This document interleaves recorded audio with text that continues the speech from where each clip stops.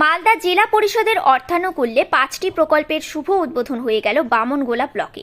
শনিবার সকালে বামনগোলা ব্লকের মদনাবতী অঞ্চলের অন্তর্গত পথশ্রী প্রকল্পের ঢালাই রাস্তার শুভ উদ্বোধন করা হয়।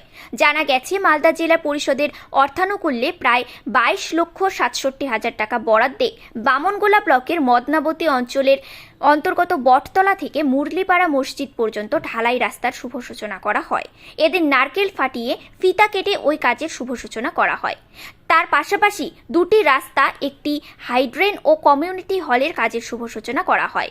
উপস্থিত ছিলেন মালদা জেলা পরিষদের কর্মাধ্যক্ষা পূর্ণিমা দাস বারৈ ও মালদা জেলার পরিষদের সদস্য অশোক সরকার সহ অন্যান্যরা।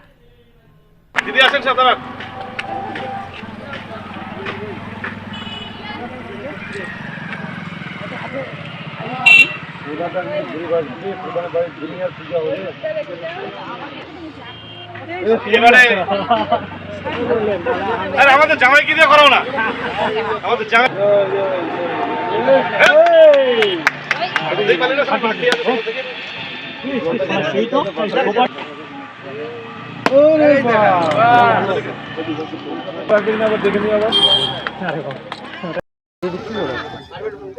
নমস্কার।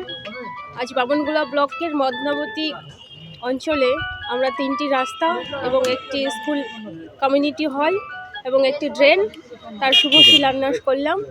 মাননীয় মুখ্যমন্ত্রীর অর্থানুকূল্যে এই কাজগুলো তিনি করেছেন।